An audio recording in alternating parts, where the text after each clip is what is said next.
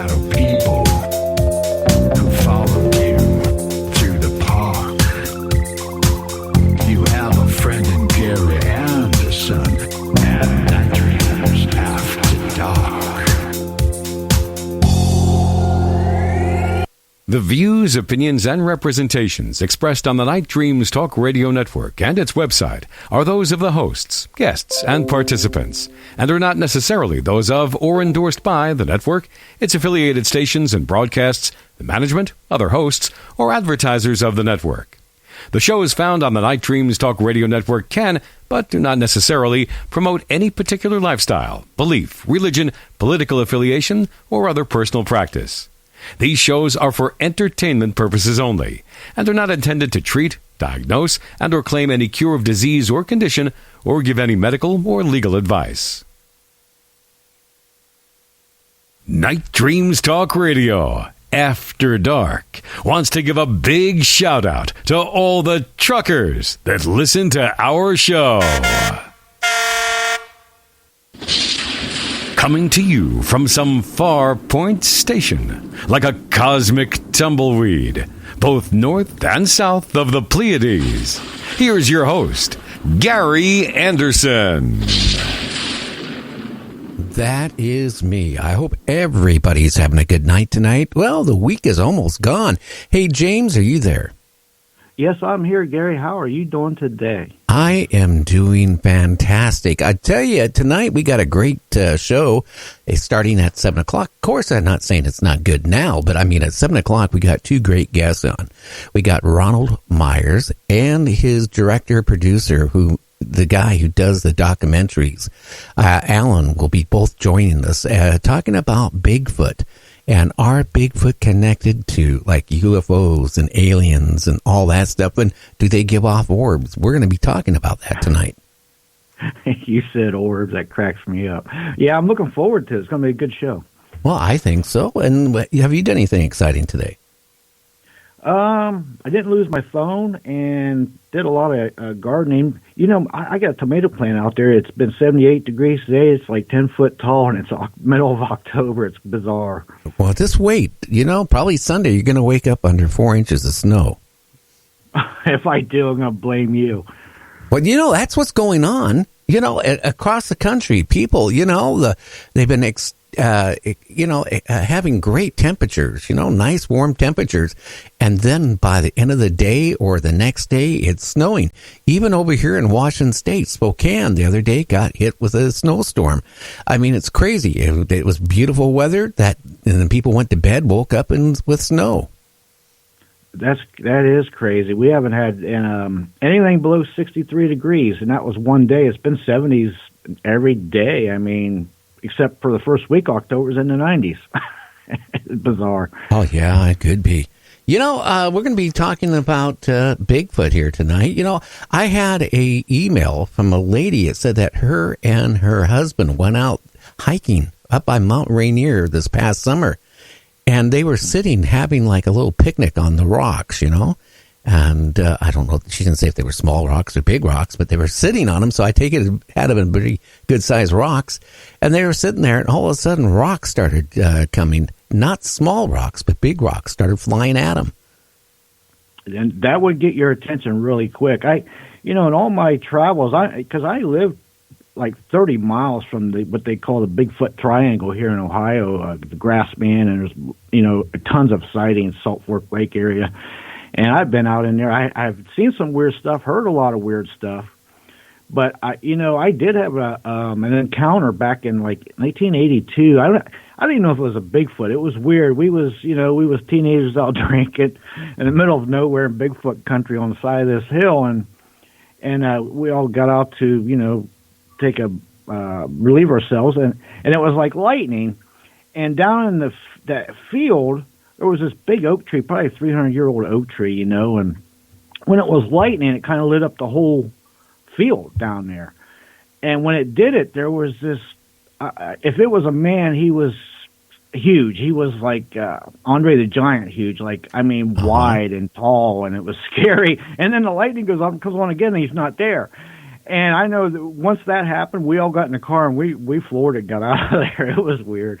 Well, I would. But could you imagine, you're sitting there having, romantic picnic, and then all of a sudden, that the noise of, hearing rocks coming flying at you, I think that would be enough to really, really scare you. That would be a lot to scare, especially because a lot of them rocks, the average guy is not going to be able to pick them up and throw them as far as they're probably being thrown, because they probably didn't even see who was throwing them, which tells you that they're throwing it at a distance, and they're pretty good-sized rocks, so whatever's throwing it is got to have some size and muscle and weight to it. Yeah, but I tell you one thing. What she said, that they just left everything there and got, where? Out of the place. They didn't even bother. They didn't pick up their, picnic supplies, the food. They just left everything and got out of there. I don't blame them. I mean, if you're sitting there, right, and all of a sudden something is throwing rocks at you, I'd be, long gone myself. Absolutely. I mean, I wouldn't hang around to see what's going on. But, who knows? Maybe it was somebody just throwing rocks at them, for the fun of it, maybe to steal their food. Yeah, that could be too.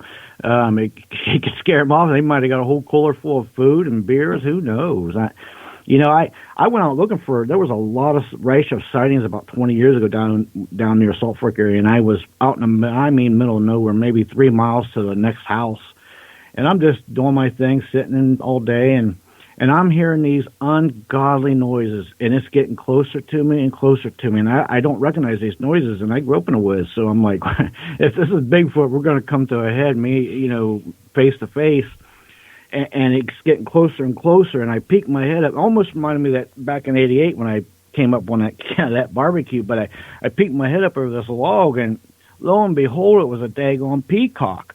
And these peacocks, the farmers have them, they've gotten loose, and now they're out in the wild, and they make ungodly noises. People probably think, oh, it's Bigfoot, but it's a dang gone wild peacock.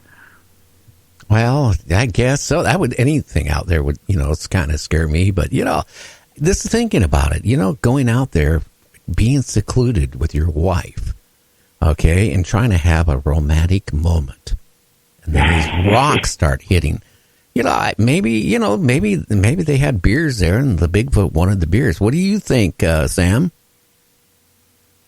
It depends on how big the rocks were.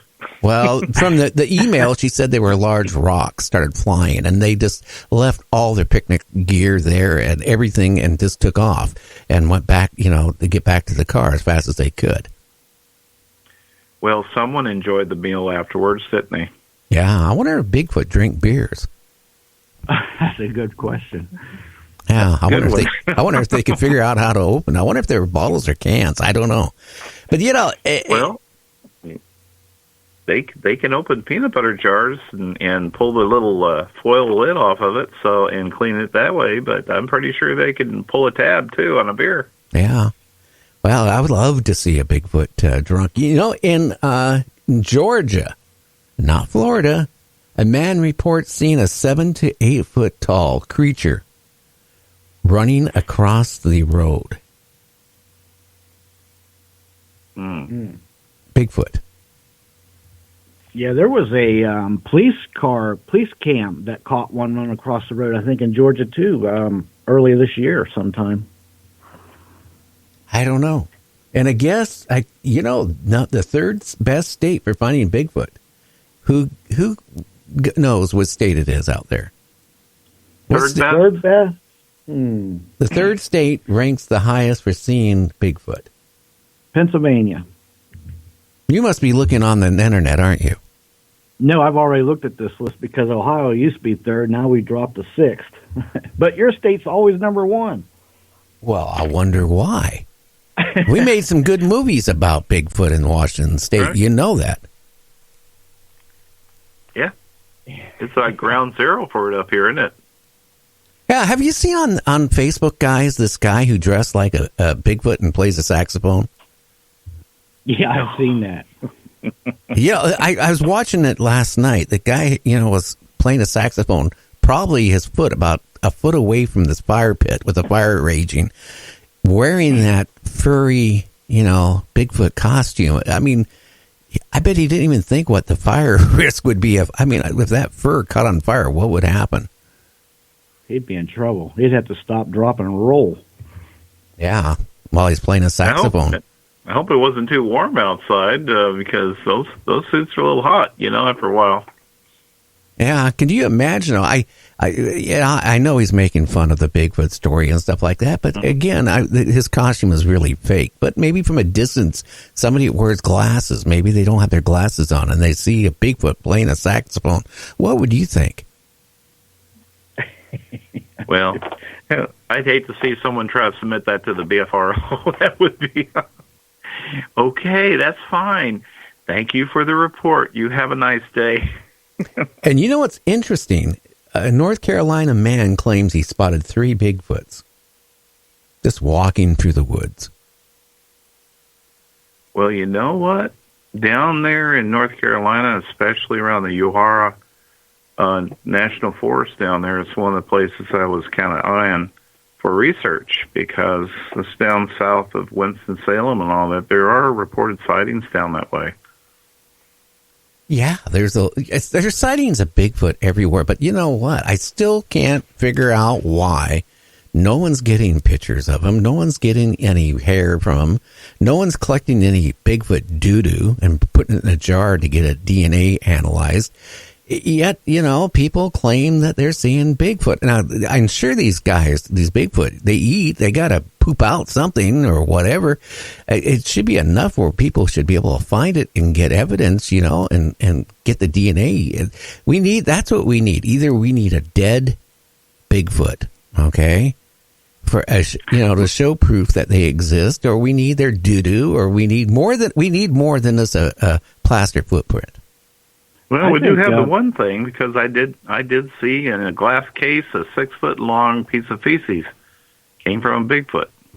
Okay, but has any DNA ever been tested on it to prove it's not a No, Bigfoot, or it could have been a constipated bear that did a doo-doo that big? I